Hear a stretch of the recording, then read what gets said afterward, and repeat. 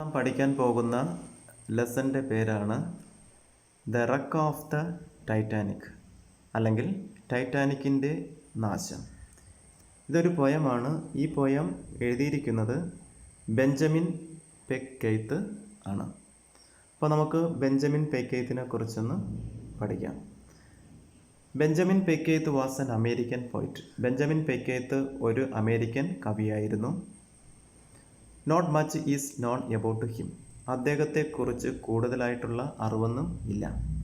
It is estimated that he was born in the year 1857. 1857 അദ്ദേഹം ജനിച്ചതായിട്ട് കണക്കാക്കുന്നത്. His father was named Edwin S Keith and his mother was named Julia A Pelera. അദ്ദേഹത്തിൻ്റെ പിതാവിൻ്റെ പേര് Edwin S Keith, അമ്മയുടെ പേര് Julia A Pelera എന്നാണ്. Hence it is safe to assume that he was of mixed race. അതുകൊണ്ട് തന്നെ അദ്ദേഹം ഒരു സമ്മിശ്ര വംശത്തിൽപ്പെട്ട ആളാണെന്ന് കരുതുന്നു. Records show that he got married at the age of 56 to Kate Rose Tynson on 13th November 1913 in San Francisco, California. 1913 നവംബർ 13 കാലിഫോർണിയയിലെ സാൻ ഫ്രാൻസിസ്കോയിൽ വച്ച് തൻ്റെ 56ാമത്തെ വയസ്സിൽ കേറ്റ് റോസ് ടൈസനെ വിവാഹം കഴിച്ചതായി രേഖകൾ വ്യക്തമാക്കുന്നുണ്ട്. He was published a collection of poetry entitled spoons of silver, spoons of tin and other poems in the year 1921. 1921 spoons of silver, spoons of tin, മറ്റ് കവിതകൾ എന്ന പേരിൽ ഒരു കവിതാ സമാഹാരം അദ്ദേഹം പ്രസിദ്ധീകരിച്ചു. One of his well known poem is called a memory of Arizona. അദ്ദേഹത്തിൻ്റെ അറിയപ്പെടുന്ന ഒരു കവിതയെ മെമ്മറി ഓഫ് അരിസോണ എന്ന് വിളിക്കുന്നു. അടുത്ത് നമുക്ക് the wreck of the Titanic എന്ന പാഠത്തെക്കുറിച്ച് നോക്കാം. The wreck of the Titanic is Keith best known poem. It is an elegy on the sinking of the Titanic, the many lives lost in this disaster, and most importantly the courage of the captain, the crew and the band of the Titanic under such trying circumstances. എന്ന് പറഞ്ഞാൽ കീത്തിൻ്റെ ഏറ്റവും അറിയപ്പെടുന്ന കവിതയാണ് the wreck of the Titanic. Titanic മുങ്ങിപ്പോയതിലെ ഒരു ചാരുതയാണ്. ഈ ദുരന്തത്തിൽ നിരവധി ജീവൻ നഷ്ടപ്പെട്ടു. ഏറ്റവും പ്രധാനമായി ക്യാപ്റ്റൻ്റെയും ക്രൂവിൻ്റെയും ടൈറ്റാനിക്കിൻ്റെ സംഘത്തിൻ്റെയും ധൈര്യം അത്തരം ശ്രമകരമായ സാഹചര്യങ്ങളിൽ. അടുത്ത് നമുക്ക് റീഡ് ആൻഡ് എൻജോയ് എന്ന ഭാഗം ഒന്ന് നോക്കാം. Here is A poem about one of the greatest tragedies at see. On 14th April 1912 the Titanic which carried 2100 passengers and crew collided with an iceberg and sank into the depth of the Atlantic Ocean. However, this tragedy also exposed some of the greatest acts of courage and heroism. അപ്പം കടലിലെ ഏറ്റവും വലിയ ദുരന്തത്തെക്കുറിച്ചുള്ള കവിതയാണ് ഇത്. 1912 April 14 2100 യാത്രക്കാരെയും ജോലിക്കാരെയും വഹിച്ച Titanic കൂട്ടിയിടിച്ചു. ഒരു ഹിമപാതത്തോടെ Atlantic സമുദ്രത്തിൻ്റെ ആഴത്തിൽ മുങ്ങി. എന്നിരുന്നാലും ഈ ദുരന്തം ഏറ്റവും വലിയ ധൈര്യപ്രവർത്തികളും വീരത്വവും തുറന്ന് കാട്ടി. അടുത്ത് നമുക്ക് പോയത്തിലേക്ക് പോകാം. The poem consist of 10 stanzas. അപ്പോൾ ഈ പോയത്തിൽ 10 സ്റ്റാൻസകളാണുള്ളത്. Each of these stanzas is again made up of 4 lines. ഓരോ സ്റ്റാൻസകളും 4 ലൈനുകൾ കൊണ്ട് 4 വരികൾ കൊണ്ടാണ് നിർമ്മിച്ചിരിക്കുന്നത്. Hence the entire poem consist 40 lines. അതുകൊണ്ട് ഈ പോയത്തിലുടനീളം 40 വരികളാണ് മൊത്തത്തിലുള്ളത്. അപ്പോൾ നമുക്ക് ഫസ്റ്റ് സ്റ്റാൻസയിലേക്ക് പോകാം.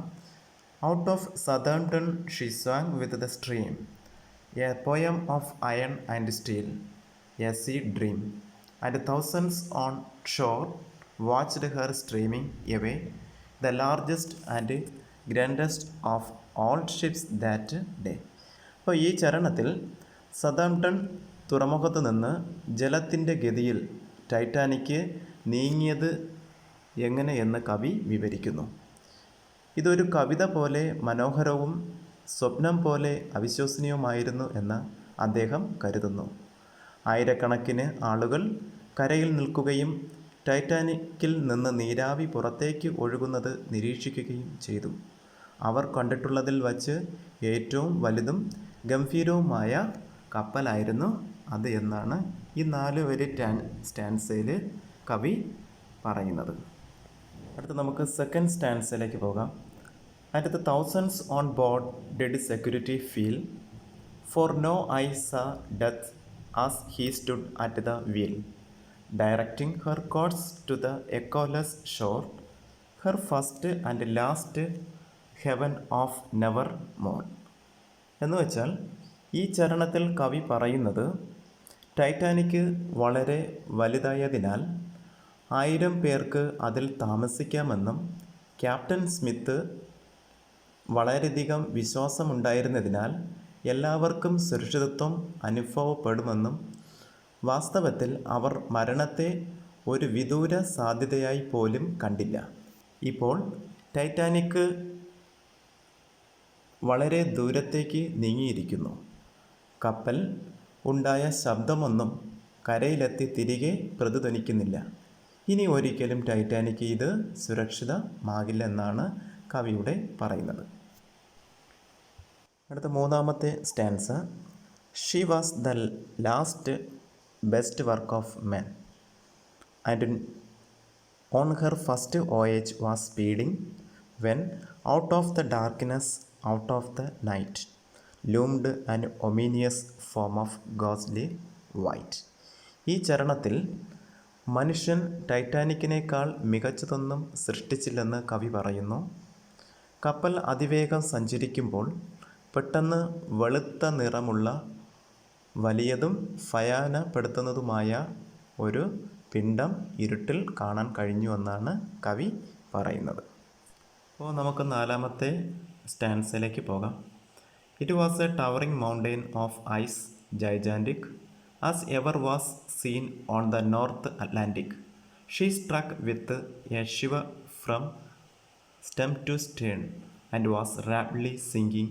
All soon did learn. ഈ ചരണത്തിൽ മുൻ ചരണത്തിൽ പരാമർശിച്ച വലിയ പിണ്ഡം യഥാർത്ഥത്തിൽ എന്തായിരുന്നു എന്ന് കവി വെളിപ്പെടുത്തുന്നു.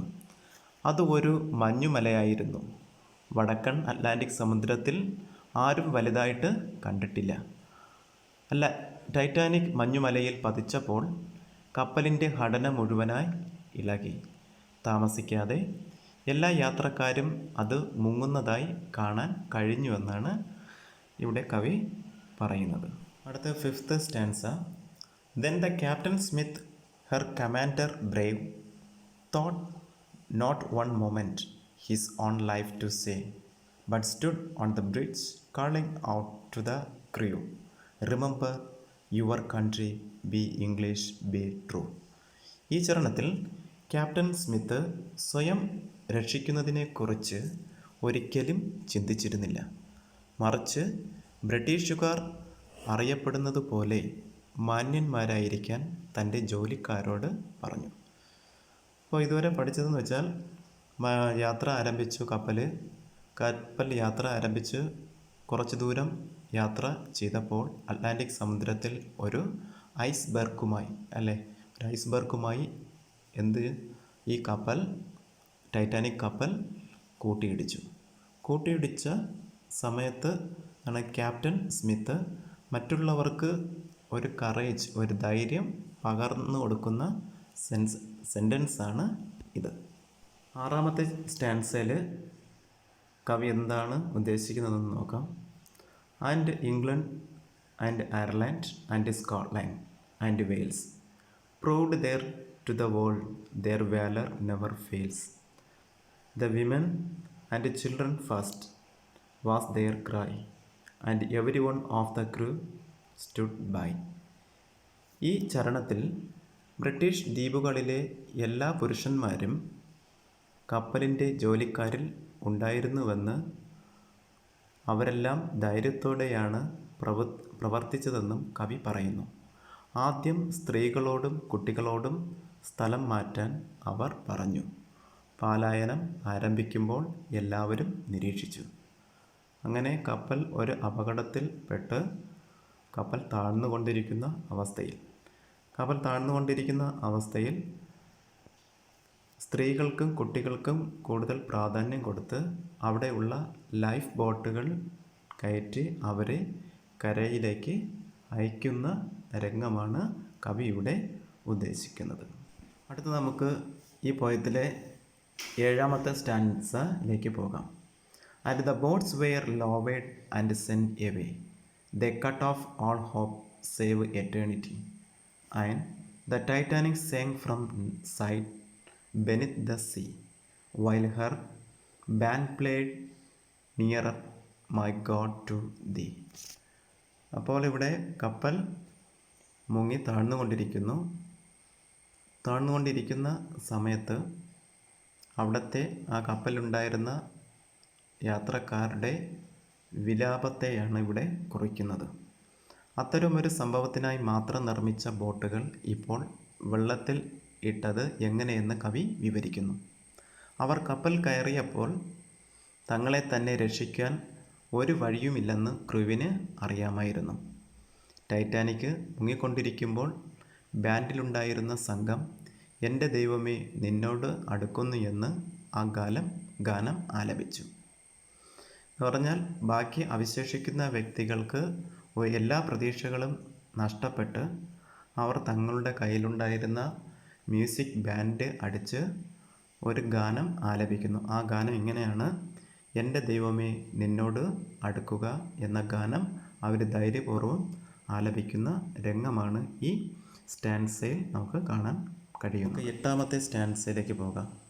Was there ever a scene so awful grand as that sinking ship with her playing band, all glory to Smith and the Titanic's men, they bring Trafalgar's heroes to the memory again. ഈ ചരണത്തിൽ മുങ്ങുന്ന ടൈറ്റാനിക്കിൽ band കളിക്കുന്നതിനേക്കാൾ മനോഹരമായ ഒരു രംഗം ഉണ്ടായിരുന്നില്ലെന്ന് കവി പറയുന്നു. French സൈനികർക്കെതിരെ ട്രഫൽഗാർ യുദ്ധത്തിൽ വിജയിക്കുകയും ചെയ്ത സൈനികരെ പോലെ ക്യാപ്റ്റൻ സ്മിത്തും സംഘവും ധീരന്മാർ ആയിരുന്നു എന്ന് കവിയുടെ ഉദ്ദേശിക്കുന്നത്. 9th stanza.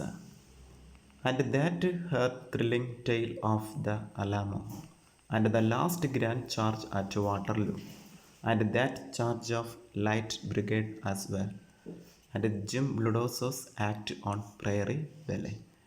ഈ ചരണത്തിൽ കവി ടൈറ്റാനിക്കിലെ ജോലിക്കാരെ യഥാർത്ഥ ജീവിതത്തിലും കവിതയിലും ധീരരായ മനുഷ്യരുമായിട്ട് താരതമ്യപ്പെടുത്തുന്നു. അത് ആരൊക്കെയെന്നാണ് താഴെ കൊടുത്തിട്ടുള്ളത്. അലോമയിൽ പോരാടിയവരും വാട്ടർലൂവിൽ നെപ്പോളിയനെ പരാജയപ്പെടുത്തിയവരും ലൈറ്റ് ബ്രിഗേഡ് ചാർജ്, പെരിബെല്ലിൻ്റെ ജിം ബ്ലേഡ്സോ എന്നിവയുമായിട്ടാണ് അദ്ദേഹം താരതമ്യപ്പെടുത്തുന്നത്. നെക്സ്റ്റ്, ഈ പോയത്തിലെ ഏറ്റവും അവസാനത്തെ 10ാമത്തെ സ്റ്റാൻസയിലേക്ക് നമുക്ക് പോകാം. And with these down the corridors of all time the Titanic story shall sound sublime, for never was courage more noble and true than was shown on that night by the Titanic's crew. ഈ ചരണത്തിൽ മുൻ ചരണത്തിൽ വിവരിച്ച എല്ലാ നായകന്മാരുമായും ടൈറ്റാനിക്കിൻ്റെ കഥ ചരിത്രത്തിൽ ഒരു സ്ഥാനത്തിന് അർഹമാണെന്ന് കവി പറയുന്നു. വാസ്തവത്തിൽ അത് മുങ്ങിയ രാത്രിയിൽ ടൈറ്റാനിക് ജോലിക്കാർ കാണിച്ച ധൈര്യം അദ്ദേഹത്തിൻ്റെ അഭിപ്രായത്തിൽ സമാനതകളില്ലാത്തതായിരുന്നു എന്ന് പറഞ്ഞ് കവി തൻ്റെ കവിത ഇവിടെ അവസാനിപ്പിക്കുന്നു.